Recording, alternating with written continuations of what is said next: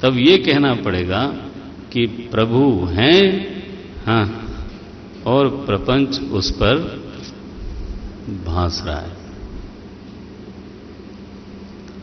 तो प्रभु प्रविष्ट हैं, ये दूसरे धरातल का स्टेटमेंट है। प्रभु जगत में व्यापक हैं, ये दूसरे धरातल का स्टेटमेंट है। और प्रभु ही है,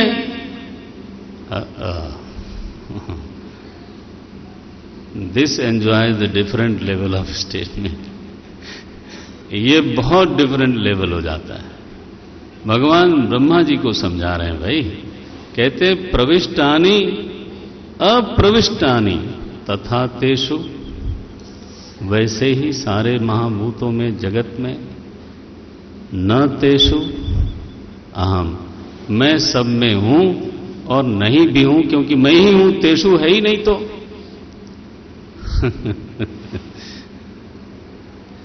अगर तरंग प्रधान है तो जल ने उसमें प्रवेश किया, लेकिन अगर जल पर दृष्टि जाए तो सारी तरंगें जल में हैं, जल थोड़ो प्रवेश करेगा। इस तत्व दृष्टि को संभालो। 3 श्लोक हो गए। इन 3 श्लोकों में उन्होंने बात खत्म कर दी। बोले महाराज, मैंने पूछा था अभिन्न निमित्तोपादान कारण, वो मकड़ी वाला दृष्टांत, वो क्या हुआ? बोले जब मैं कह रहा हूं कि अविद्या दोष से युक्त बुद्धि में सारा प्रपंच भासता है, तो उसमें परिणाम की संभावना क्या हुई? अविद्या दोष तो अध्यास है ना।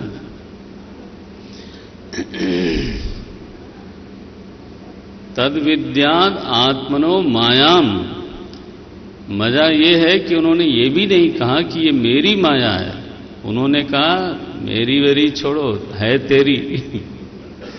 हाँ, अगर ये कह देते कि मेरी माया के कारण सब दिख रहा है, तो शायद हमारे मन में ये बात आती कि अब भगवान की माया है, वो हटावें तो हटावें।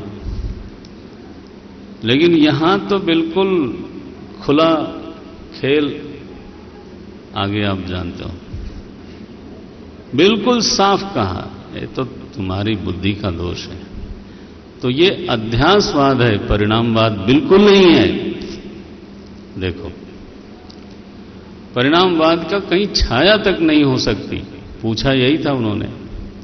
अधिष्ठान भी अध्यास का अभिन्न निमित्तोपादान कारण होता है, लेकिन विवर्ती कारण होता है।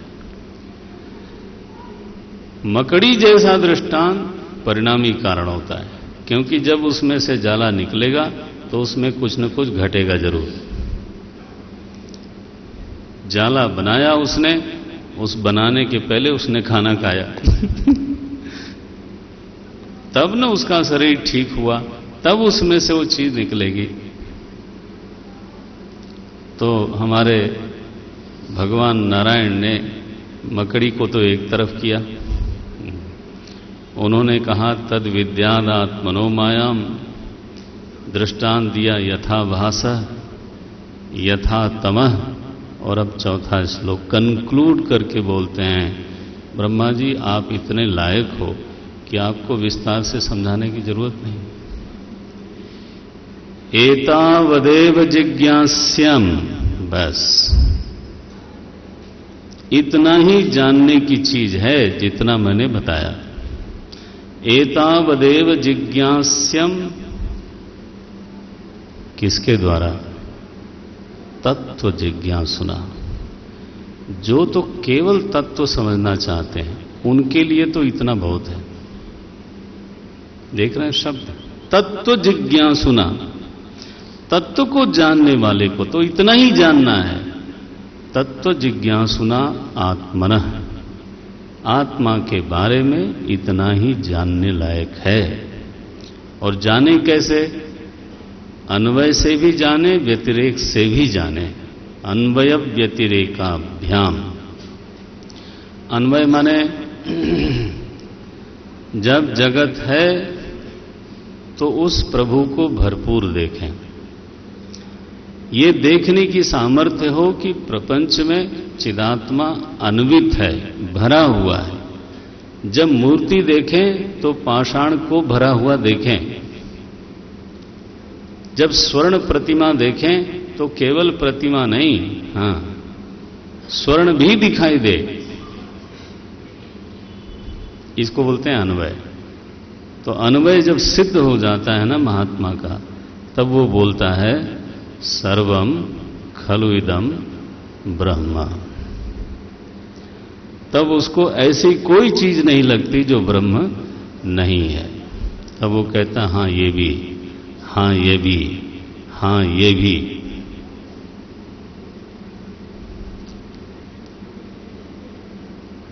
अन्वय की सिद्धि ये है। और व्यतिरेक की सिद्धि क्या है? ये नहीं ये नहीं, ये नहीं, ये नहीं। वो देखता रहता है सच्चिदानंद है इसमें, ये सत्ता अबाधित है, बोले नहीं, बोले हटाओ, जो दृश्य है वो नहीं है। पता चला पूरा प्रपंच ही नहीं हो गया। तो नेति नेति व्यतिरेक है और है ये अन्वय है। हटा के भी देख लो और सृष्टि काल में भी देख लो, तब भ्रम नहीं रहेगा। केवल हटा के देखा, बिल्कुल चित्त वृत्ति का निरोध कर दिया, चलो हटा ही दिया सब, बोले तभी मैं स्वरूप में बैठता हूं। अच्छा, और चित्त जहां फुरफुराया और स्वरूप महाराज हाथ से गए, तो ऐसे ज्ञान की बलिहारी। रणभूमि में युद्ध करते हुए भी आदमी यदि स्वरूप निष्ठ न हो तो उसकी निष्ठा क्या?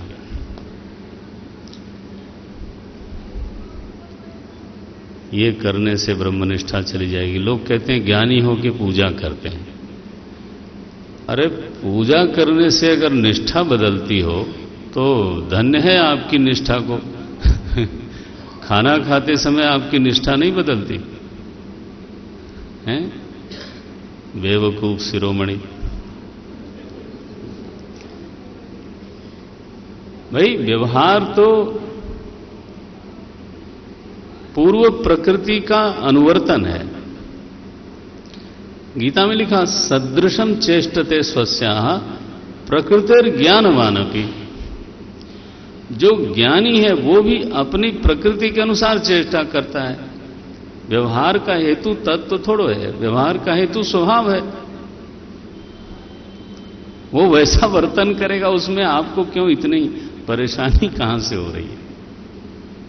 तो अन्वय भी देखो, व्यतिरेक भी देखो और पक्का करो।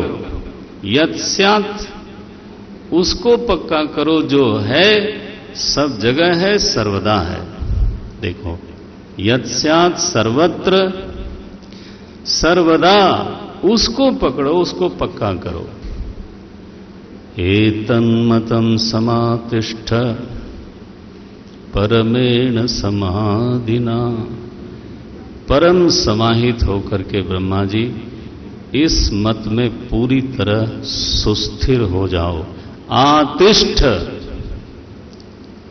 सम्यक रूपेण आसमन्तात् तिष्ठ। ये तिष्ठ इसलिए कह रहे हैं, तिष्ठस्व नहीं कहा, भगवान शब्द बोलेंगे आप इसमें पूरी। आप जानते हो ना, तिष्ठ जो शब्द बनता है स्था धातु से बनता है। स्था शब्द का अर्थ है गति निवृत्त। स्था धातु का अर्थ हुआ गति निवृत्त। ऐसा बैठ जाओ इस स्वरूप में कि आप किंचित विचलित न हो। कैसा शब्द बनाया? सम्यक रूपेण आसमन्तात् तिष्ठ। एतन्मतं समातिष्ठ परमेण समाधिना।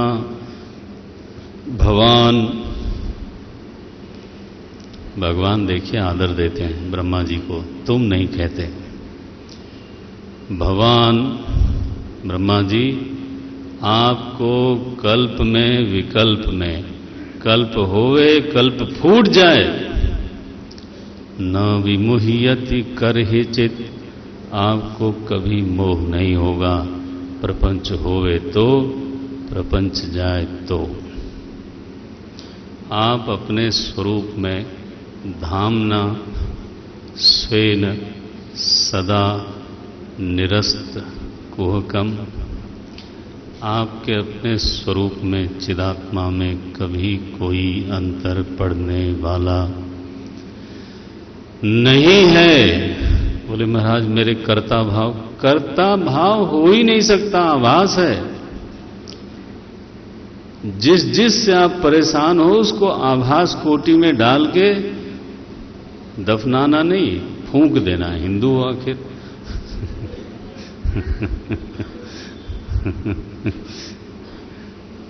हां जी,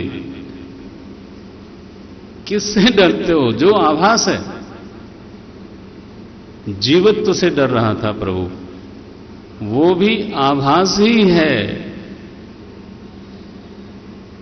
न प्रतीयत चात्मनि, वो आत्मदेव नहीं है, ये तो यथाभास। ये द्वितीय, जिस जीवत्व को तुम बहुत बड़ी चीज समझते हो वो एक प्रतीति है। वो प्रतीति तब समझ में आती है जब आत्मदेव भासने लगते हैं। हाँ, बोले तो ऐसे ही खेल रहा है बेमतलब का,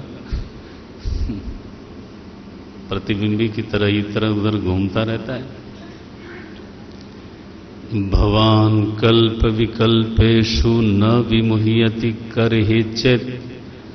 बस उपदेश पूरा हुआ है। ब्रह्मा जी को बिल्कुल सुस्पष्ट बोध हो गया। सुखदेव जी महाराज कहते हैं, महाराज परीक्षित, आपने कहा था कि वो ब्रह्मा जी वाला प्रसंग सुनाना, तो मैंने सुना दिया। नारद जी ने भी कहा था कि ब्रह्मा जी माने पिताजी आपको नारायण भगवान ने कब कैसे उपदेश दिया वो मैंने सुना दिया। अब जो आपके 30-35 जो प्रश्न थे, उन प्रश्नों का उत्तर देने के लिए मैंने कहा था भागवत जी समर्थ हैं। तस्माइदं भागवतम पुराणम दशलक्षणम। भागवत पुराण है क्या? बोले उसमें 10 लक्षण हैं। 43 श्लोक संख्या 43 10 लक्षण वाला भागवत है। क्या क्या है वो 10? अब आप समझना कि ये भागवत है। अगर आपको भागवत समझ में आ गई तो माने ये 10 बातें समझ में आ जानी चाहिए। 10वें अध्याय में हम प्रवेश करते हैं। अत्र सर्गो विसर्गश्च स्थानं पोषणमूतयः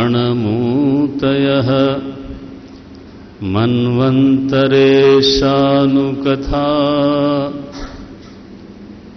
निरोधो मुक्तिराश्रयः दशमस्य विशुद्ध्यर्थं नवानामिह लक्षणं वर्णयन्ति महात्मानः श्रुतेनार्थेन चाञ्जसा भूतेन्द्रियधियां जन्म सर्ग भूतेन्द्रियधियां भूतमात्रेन्द्रियधियां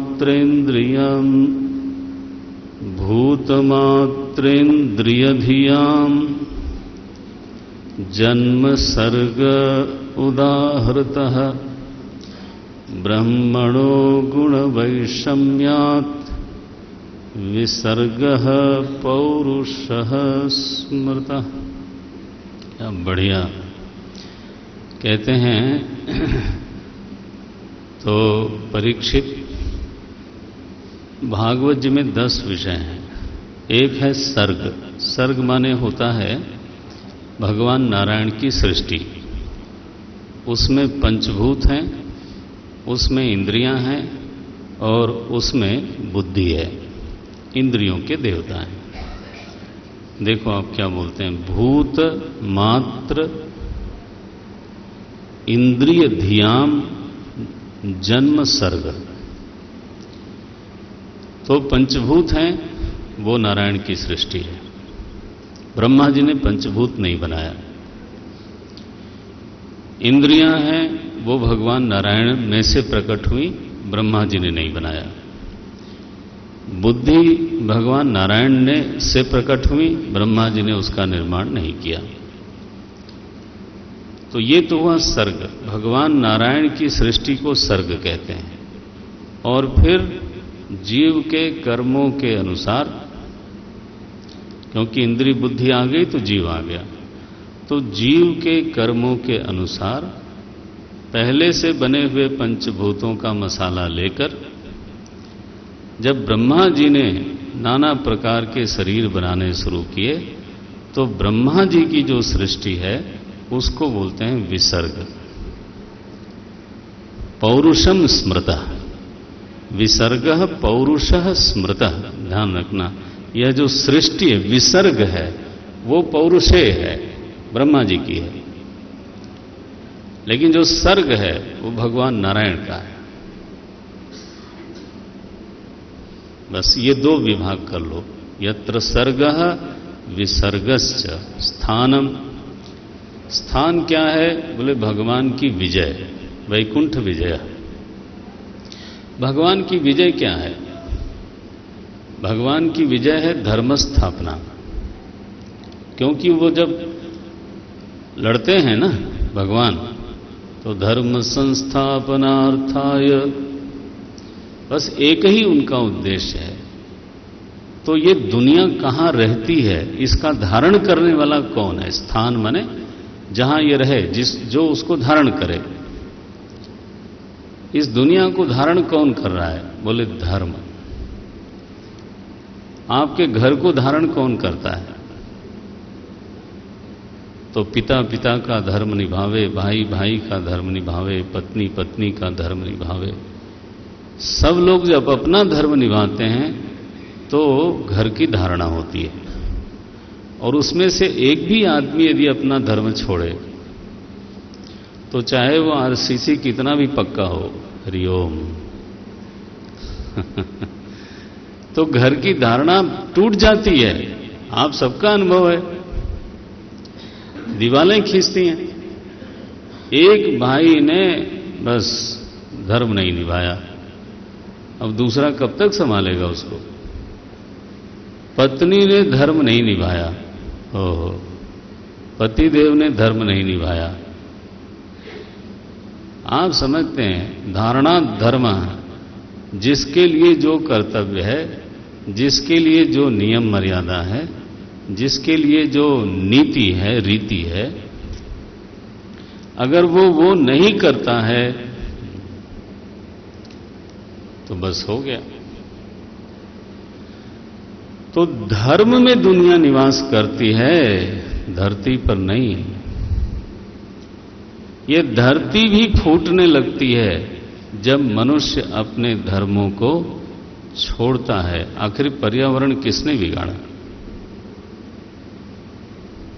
इस समय वायु अशुद्ध, जल अशुद्ध, ग्लोबल टेम्परेचर गड़बड़ाया हुआ है, धरती में इरोजन हो रहा है।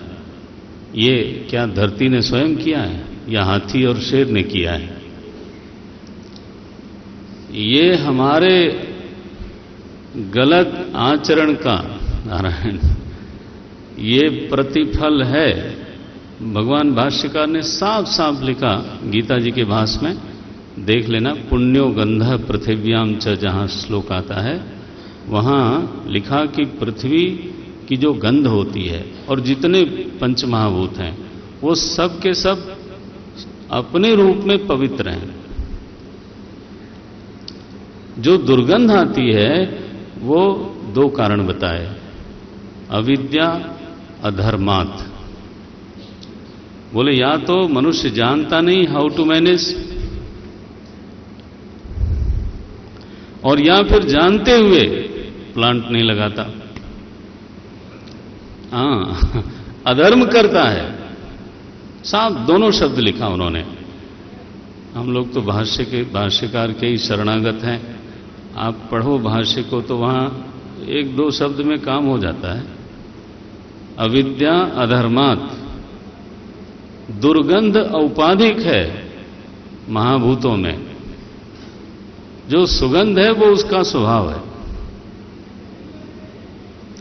तो घर टूटने की क्या बात करते हो, ब्रह्मांड टूटने लगता है यदि अधर्म होवे तो स्थानम वैकुंठ विजय बोलते हैं, ये स्थान है सृष्टि का। पोषणम तद अनुग्रह, बोले भगवान हमारे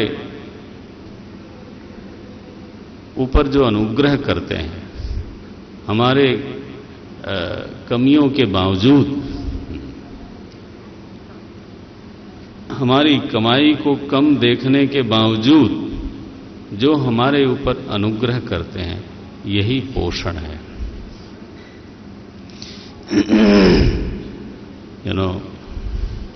सूरदास जी ने उनके इसी स्वभाव के कारण तो प्रार्थना करी, प्रभु मेरे अवगुण चित्त न धरो। आखिर अगर वो हमेशा जज बन के बैठते तो भक्त ऐसा कैसे बोलता कि महाराज जरा प्लीज इग्नोर, है ना, और जरा इसकी उपेक्षा कर देना। तो भक्त द्रवित होके गाता इसीलिए है क्योंकि ये भी उनका एक स्वभाव है। भागवत में लिखा पोषणम, तो चार चीजें हो गई। ऊतयः, ऊतयः माने हमारा दुष्ट स्वभाव, दुष्ट वासनाएं, जिनके कारण जीव को दुख होता है। दुष्ट वासनाएं हैं जो हमसे गलत बुलवाती हैं, गलत करवाती हैं, हमारा कर्म बिगड़ता है, फिर उसका फल बिगड़ता है। 5 हो गया। सर्ग विसर्ग स्थानम पोषणम ऊतयः। मनवंतर, तो 14 मनुओं की कथा है, और 14 मनुओं का मतलब है कि इस सृष्टि की पूरी आयु की कथा है भागवत में। कैनवस देखना, बोले मुगल काल, अरे मुगल काल एक बुलबुला है। काल की अनंतता में नारायण, ये हिस्ट्री के जो पीरियड्स हैं ये बुलबुले हैं। हमारा ध्यान अनंतता पर नहीं होता तो ये बहुत बड़ी चीज हो गई। अनंतता पे होवे तो ये क्या चीज है। रावण का समय काहे का, रावण का समय, त्रेता में एक छोटा सा पीरियड गया। 71 चतुर्युगी जब फेरा लगाती है तो एक मनु का शासन पूर्व होता है। अब इसमें रावण कहां बीच में एक त्रेता में जुगजुगाते हुए आता है। अने अनावश्यक महिमा मंडल वे मतलब का ग्लोरिफिकेशन ये बोलते हैं। मनवंतर, ये भागवत जी का जो विषय है ना वो इतना व्यापक है। फिर इन मनवंतरों में जो अवतार हुआ, उनके चरित्र हुए, उन्होंने जो उद्धार किया, तो ईशानु कथा ये 7वां। फिर महाप्रलय हुई, निरोधा, और इसी क्रम में कोई शुभ्र संस्कारों वाला आध्यात्मिक जीव मुक्त हुआ। तो वो कैसे मुक्त होता है उसका उपाय बताते हैं भागवत जी। और मुक्ति का स्वरूप क्या है, किसको हम मुक्ति बोलते हैं। प्यासा आदमी 2 घूंट पानी पी ले, बोले मुक्त हो गया, अरे ऐसे मुक्ति होगी।